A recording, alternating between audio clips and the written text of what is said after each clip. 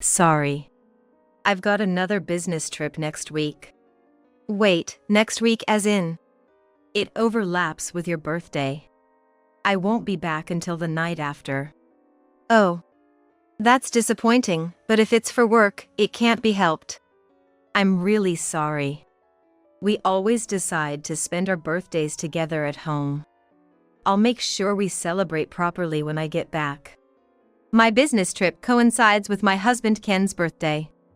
It can't be helped since it's for work, but I'm disappointed because we always spend birthdays together. However, due to a client's mistake, the trip will end early, and I'll be able to return on Ken's birthday. I pick up my smartphone to tell Ken, but then have an idea. Why not surprise him by not saying anything and just coming home? So, I decided to plan a surprise by returning a day early from my trip. Upon arrival at home, I sneaked into the house, and I heard an unfamiliar woman's voice. Listening closely, I hear disturbing sounds from the living room. Trying not to be noticed, I quietly approach the living room and peek through a slight opening in the door. There, I see Ken and my best friend Nancy in the midst of an affair. Doing this on a birthday, you're terrible. The guilt makes it thrilling, doesn't it? Indeed. My hands shaking, I decide to capture this moment with my smartphone as evidence of their affair. Thinking it's better to record as much as possible, I aim my phone at them for 5 minutes until I can't bear it any longer. Quietly, I put away my smartphone and leave the house without being noticed. After sending the video to Nancy's husband, we plan to confront Ken and Nancy about the affair together. It's a natural course of action. But that's not enough. I decide they must face a hell they can't recover from. I'm Michelle, a 25-year-old salesperson. My husband Ken is an engineer, and we're newlyweds. Ken and I met in our junior year of college. Sorry, I forgot my pencil case. Can you lend me a pen? Yeah, sure. I'm not very outgoing, and in college, I was always alone, spending my days trying to be invisible at the edge of the classroom. So, when a stranger suddenly spoke to me, I panicked. Despite not being in a hurry, I frantically searched my bag to quickly hand Ken a pen. Thanks, this helps. Outgoing strangers were always a challenge for me. And I immediately felt intimidated realizing Ken was one of them. I didn't know Ken, who was more socially adept, until our junior year because we were in different departments. Our meeting was by chance during a shared lecture. And none of Ken's friends were taking the class, so he ended up borrowing a pen from me. To some socially adept college students, a single conversation is enough to establish friendship. Ken was one of those. Hey, thanks for the pen earlier. There's a spot open here. Come eat with us. Searching for an empty seat in the cafeteria, Ken spotted me from afar and called me over without concern for the surrounding glances. His friends, who were all strangers to me, surrounded him. Presumably, they were all as outgoing as Ken, something I wished to avoid if possible. However, Ken called out to me loudly. And I felt it would be rude to decline, so I joined their group. That professor mumbles so much, it's hard to understand him. He gets mad if you didn't listen, but it's like, dude, it's your fault. I've had lectures with that professor too. It's really hard to figure out what he's saying. Initially reluctant, I discovered the value of social skills as I felt comfortable in Ken's group. The conversation at the cafeteria led to me frequently hanging out with Ken's group. And eventually, Ken and I started dating, seemingly out of the blue. Ken orchestrated it all, I believe. Having my first boyfriend, I was ecstatic but also had my fears. I've never had a boyfriend before. How do I do this dating thing? Ken, you're experienced in relationships, aren't you? I'm afraid I won't be good enough and you'll leave me. What do you mean by girlfriend duties? Michelle, you're really serious, huh? I'm genuinely worried, you know? Sorry. But I think Ken doesn't worry about that at all, so I believe your concern is unnecessary. Ken's group included women. One of whom, Nancy, became my close friend. Nancy was as sociable as Ken. Perhaps even more so than Ken, who had loudly called me to join them in the cafeteria. And she was cute. Which meant her experience in love was leagues beyond mine. If you have anything else on your mind, just let me know. I've been in the same department as Ken for longer than Michelle has, and I think I know Ken better than she does now. What do you mean by now? That's what I mean. During college, I often took advantage of my friend Nancy's offer and consulted her about Ken. Also, becoming closer with Nancy changed me a bit. Michelle, you've become so much brighter compared to when I first met you. You talk more and even your vibe has changed. Maybe it's because she's with Ken, Nancy, and everyone else? Like I'm being pulled along by everyone's brightness? Despite a gloomy college life until my junior year, meeting Ken turned my college life around 180 degrees, making it suddenly brighter. Looking back, I regret how carefree I was. As graduation approached, and college life became enjoyable, I started to feel sad about it ending. It seemed I wasn't the only one feeling sad. Within our group, as if to resist the impending separations, couples started forming one after another. What? Nancy and Henry are dating? They've only been dating since last week though. Nancy started dating Ken's best friend. Being friends with both Ken and I, and Nancy and Henry, made us particularly close within our group, and the four of us often did things together. The trip we took together before graduation is a fond memory. Among the four of us, Nancy was the most travel-savvy, so she took the lead in planning the trip, making arrangements, and handling preparations. Hey, Ken! This way! I heard the seafood at this shop up ahead is delicious. Just follow me, don't pull. During the trip, Nancy tried to lead the way by holding Ken's hand. Hey, what's Ken gonna do? It's lunchtime, but are we starting with drinks? Nah, let's save the drinking for the evening. Also, they looked over the menu together. Ken and Nancy's faces were close. It almost seemed like Ken and Nancy were a couple, and I couldn't help feeling irritated. We had booked 2 rooms at the hotel, so I thought the room assignments would be by couples. This was my first trip with Ken, and I was a bit excited, but... Okay, boys and girls are splitting up. What? Both Ken and Henry seemed surprised. They apparently didn't know about the room assignments. However, since Nancy was the trip leader, we followed her instructions. At night, when I was alone with Nancy in our room, I decided to ask her something that had been bothering me. Hey. I get that we're all excited about the trip, but don't you think you're getting a little too close to Ken? Holding hands, getting your faces close. What? Jealous? Don't be such a middle schooler. I didn't understand middle school romance since Ken was my first boyfriend. But if my experienced friend Nancy said so, it must be true. Hearing Nancy's words made me feel ashamed for acting so childishly. I'm being proactive with Ken on this trip because we might not see each other much after graduation. Henry is my boyfriend, so we'll see each other plenty, and Michelle is a girl, so it's easy to keep in touch, right? But Ken is Michelle's boyfriend, so it's harder to contact him, and we won't be able to meet up as casually as we do at school, right? That's why I prioritized making memories with Ken. This room arrangement was to ensure time with Michelle. Oh. I see. I'm sorry for saying something weird without thinking. It's supposed to be a fun trip. I know you're a serious person, Michelle, so I'm not bothered. Maybe I did get a bit too close to Ken. Sorry, I'll be more careful tomorrow.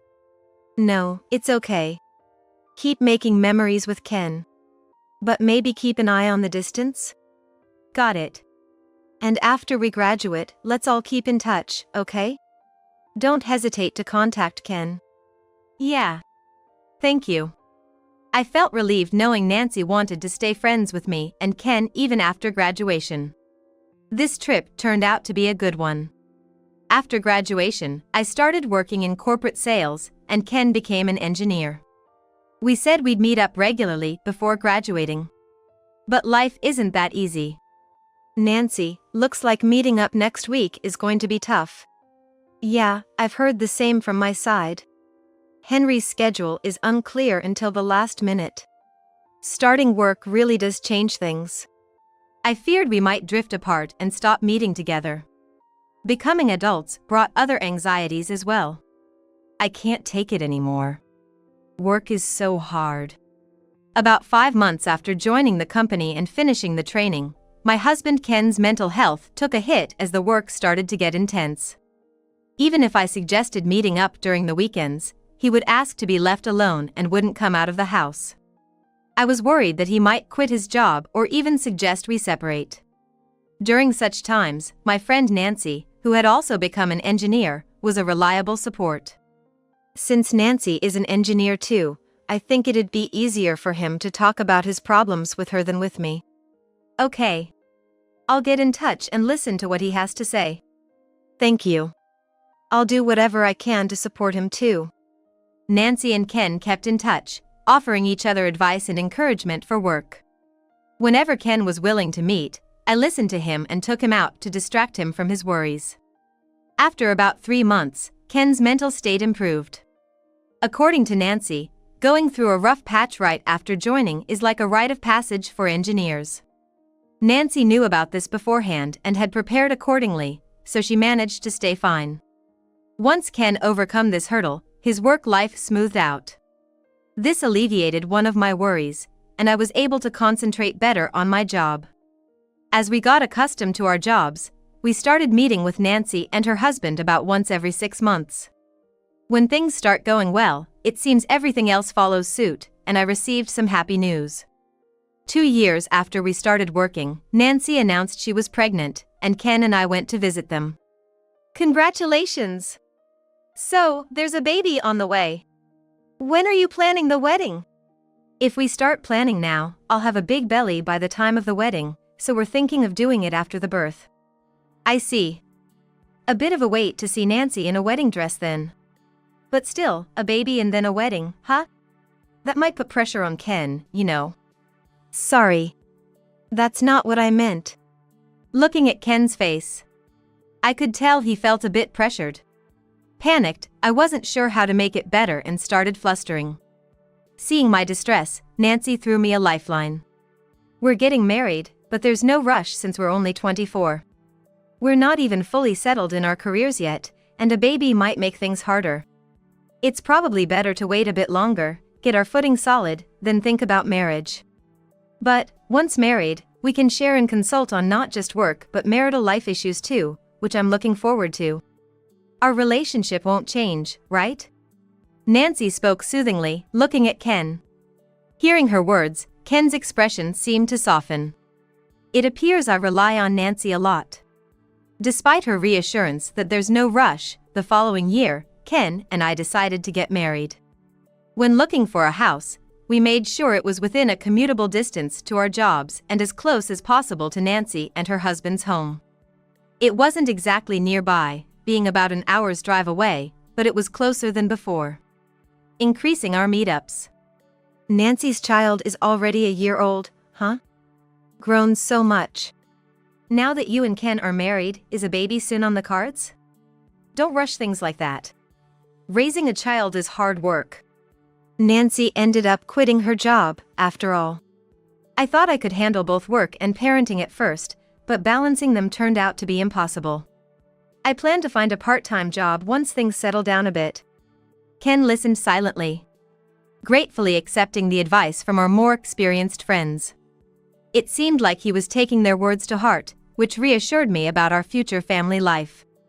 3 years into our jobs, while we had become accustomed to many changes, Ken's company suggested remote work, allowing him to work from home 2 days a week. This change meant that he wouldn't have to go through the same mental strain as when he first joined. As for me, I was gradually being entrusted with more responsibilities. Though it was good to be trusted, it meant more business trips were on the horizon. I'll be off then, take care of the house, okay? Yeah, this business trip is just for a couple of days, right? Yes, I'll be back before you know it, don't worry. The decrease in time spent with Ken was a bit worrying. However, I knew corporate sales involved a lot of travel, so I couldn't complain. I obediently went on business trips, but never thought these trips would be the cause of my marital anxiety. I'm home. Anything new happen? How can anything change in just one day? That's true. I laughed together with my husband at my silly question. Yet, as I laughed, I felt an odd sense of unease in the house. If asked what was wrong, I couldn't exactly pinpoint it. Maybe it was how clean the house was despite my husband being alone? But this trip was short, so a clean house wasn't unusual. Feeling unsettled but unable to express why, I decided to contact Nancy for advice. Nothing's wrong per se, but don't you think it's odd, what I'm saying? Well, yeah, but... Are you suspecting Ken of bringing another woman home on a hunch? Since you don't know anyone but Ken, that hunch doesn't seem reliable. I know that. I ended up being laughed off by Nancy. Indeed, I felt I had said something strange. Moreover, I felt guilty for suspecting my husband without any evidence or even a hint of wrongdoing. Yet, something happened that made me feel even more guilty. Sorry, but I have another business trip next week. Next week means? It coincides with Ken's birthday. I won't be back until the night after his birthday. Oh. That's unfortunate, but if it's for work, it can't be helped. I'm really sorry. We've always decided to spend our birthdays together at home. I'll make sure we celebrate properly when I get back. I apologized to my husband. I knew business trips were part of the job. I had braced myself for a business trip to coincide with an important day like this. Still, I wished to avoid piling on guilt at such times and mentally complained to the heavens. Perhaps feeling guilty for the trouble caused to me, a fortunate mishap occurred at the business destination. Due to a client's mistake, work couldn't proceed, and my trip ended earlier than planned. Thus, I was able to leave the business destination first thing on my husband's birthday morning, go straight to the office, and then head home in the evening. The schedule would be hectic later due to the delay, but I could make it back for my husband's birthday. I silently thanked the heavens, reversing my earlier complaints. I was about to inform my husband of my early return, but then had an idea. He doesn't expect me to come back, so this could be a surprise, right? I put my smartphone back in my bag and decided to head straight to the hotel. The next morning, I caught the earliest flight back from the business trip. On the train, I realized something. Shoot. I didn't expect to finish early, so there are documents at home I need to pick up. I decided to change my plans again. Instead of going straight to the office, I would first go home to grab the work documents. It was one of Ken's working from home days, so he should be at home. I thought surprising him with my sudden return would be a nice idea. I'll tell him the business trip ended early. I'm heading to the office, but will be back in the evening to celebrate his birthday. It seemed like a good plan. I could surprise my husband, drop off my cumbersome business trip luggage at home. And if I didn't inform him of my return, he might go out for dinner. It seemed better to let him know in advance. I arrived home. The time was 10 a.m. I expected my husband to be working in the living room. Thinking to surprise him, I quietly opened the front door. As I sneaked into the house, I felt that odd sense of unease again. This time, the reason was clear. Sounds came from the living room. Listening closely, I realized these were not sounds from a video but an actual woman's voice. Hoping against hope my husband was just watching something inappropriate, I quietly moved towards the living room. As I reached the door, it became clear the voice belonged to a real woman, not a video. Careful not to be noticed, I slightly opened the door and peeked inside. There, I saw a scene I wished I hadn't. On the sofa, Ken and Nancy were in the midst of an act. On your birthday, to be doing this with a woman other than Michelle, Ken, you're really something. Doesn't the sense of wrongdoing make it all the more thrilling? That it does. I nearly let out a gasp at the sight, quickly covering my mouth with my hand. This was an affair caught in the act. My hands trembling, I decided to capture this moment with my smartphone as evidence of their infidelity. I kept my hand over my mouth not to silence my voice this time, but to suppress the urge to vomit. I thought it best to record as much as I could, aiming my phone at them, but I could only last about 5 minutes before reaching my limit. 5 minutes should be sufficient evidence. I could confront them on the spot with what I had captured. However, facing the two most charismatic individuals, my inherent introversion held me back. I doubted my ability to confront them directly, fearing they might talk their way out of it. Feeling the need for an ally, I quietly stowed my phone away and left the house without being noticed. Heading to the office without the documents I needed for work. On my way, I sent the video I captured to Nancy's husband. He called me back immediately. "What's this all about?" "Just as you see. Those two. I still have things to do, so can we meet at my house tonight?" "Got it. I won't mention the video to Nancy and will bring her over without raising suspicion." After the call with Nancy's husband, I messaged Ken that my business trip ended early, and I would be home by evening. Upon finishing work, I hurried home. "Welcome back. I heard your trip ended early. Since it's your birthday, Henry and the others came over. Sorry for intruding. We keep in touch, but it's been about 3 or 4 months since we last met?" "No, it's been about 9 hours." Ken and Nancy seemed to be enjoying themselves. I made eye contact with Nancy's husband, who indicated with his eyes that he hadn't mentioned the affair yet. I joined the group, occasionally glancing at Ken and Nancy, fighting the urge to explode with anger. When I felt like I couldn't take it anymore, I'd look at Nancy's child's cute sleeping face to calm myself down. Seeing us all together like this makes me think we should start thinking about having kids soon. Maybe, but there's no rush, right? Huh?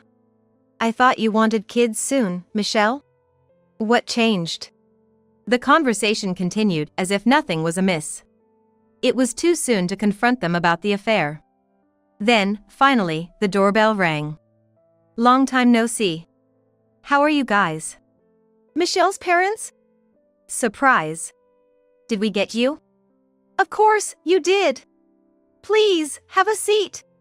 I motioned for my parents to sit down, ignoring Ken's confusion.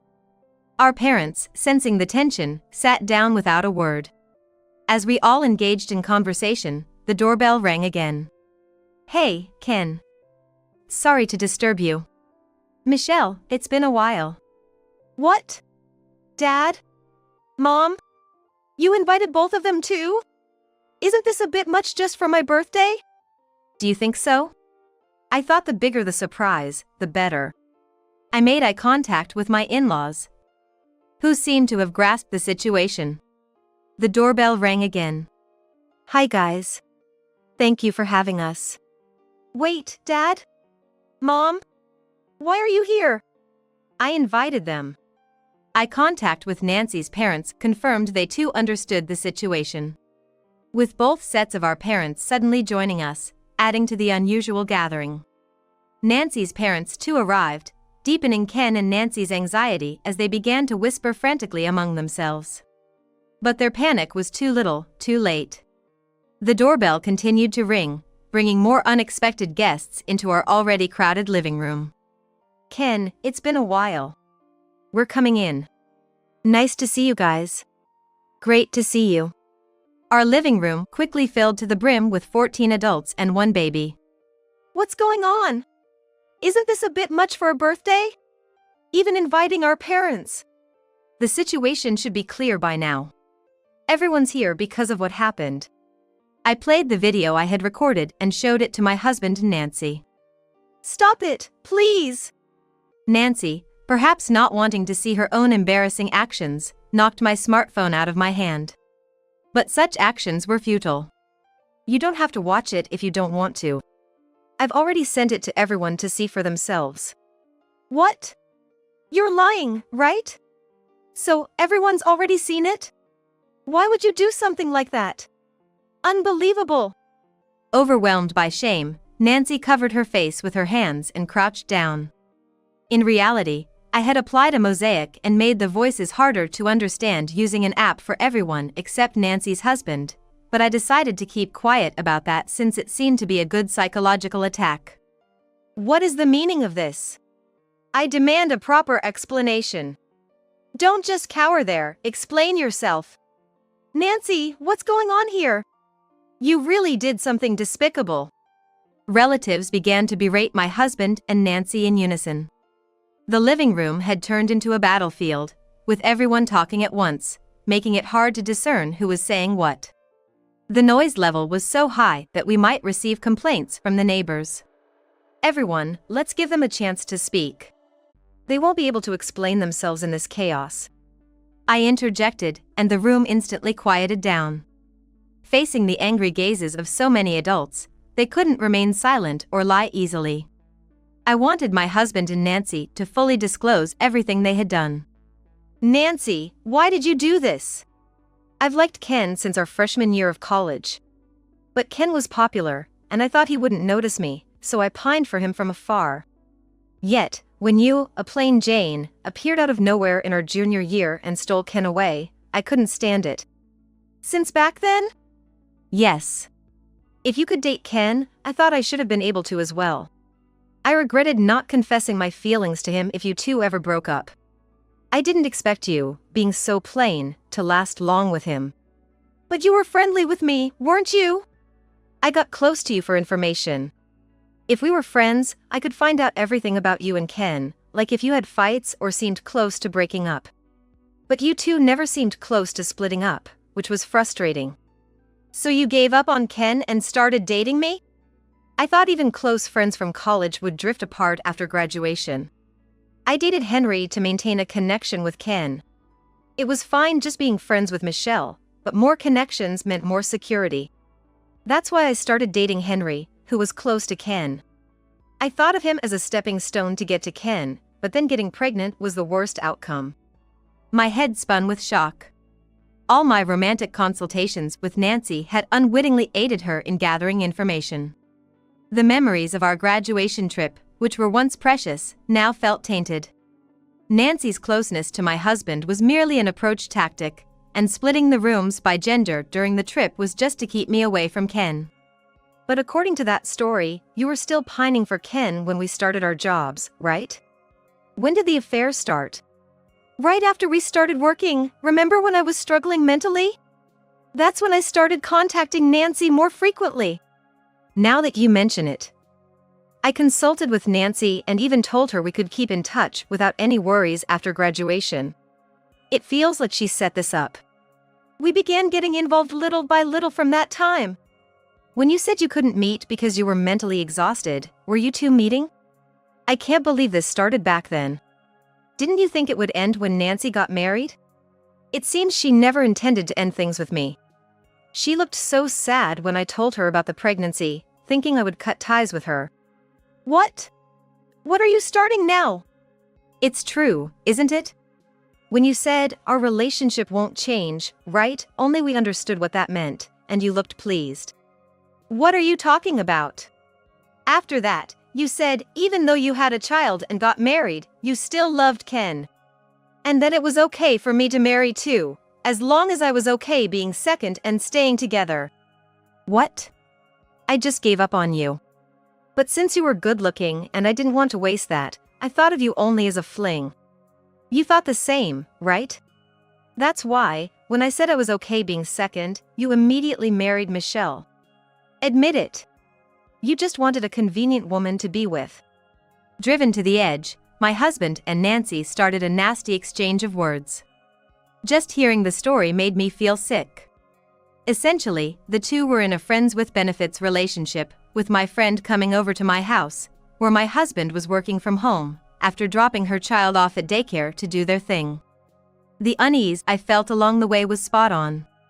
Yet, I ended up consulting the very person involved in the affair, convincing myself it wasn't infidelity. What a foolish story. Nancy's husband and I were so appalled we were speechless. Since we didn't say anything, Ken and Nancy continued their ugly quarrel. Enough already! Unable to bear it any longer, Ken and Nancy's father both yelled out simultaneously. It was like a signal for the relatives to start blaming Ken and Nancy all at once again. This needs to stop before we get complaints from the neighbors. Let's call it a day now that we've heard from the two of them. We can sort out the details later. I said, calming the room instantly, and the relatives left one by one. Only Ken, Nancy and her husband, their baby, and I remained. Facing the wrath of the family, Ken and Nancy were sitting on the floor, shivering, unsure of what awaited them. Nancy's husband and I sighed and gave them our final words. Can you leave now? Don't come back to this house. The two shuffled out of the house. Afterward, Nancy's husband took the baby and left. I was left alone in the living room that had been so noisy just moments ago. Later, Ken and I, as well as Nancy and her husband, got divorced. Ken and Nancy's parents suggested that they settled for a significant amount. But we're still young, only 25. Nancy had quit her job to take care of the child. They couldn't pay off the settlement with savings alone and had to borrow money from their parents.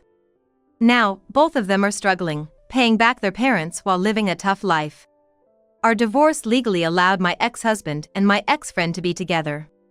But uniting now would obviously cause outrage among the families. Eventually, the two of them broke up. We told our college friends about the divorce. And naturally, they asked why. We shared everything without holding back. As a result, my ex-husband and ex-friend were criticized by our friends too. Abandoned by family and friends. They're isolated and mentally devastated. My ex-husband, already in a mentally draining job as an engineer, is likely to see his work suffer due to his shattered state. Nancy, now re-employed as an engineer to repay her debt to her parents, started her job in a wrecked mental state and is already struggling. I, on the other hand, continue to work as usual. Nancy's husband and I, having been friends from the start, still keep in touch, occasionally meeting up to take care of the child.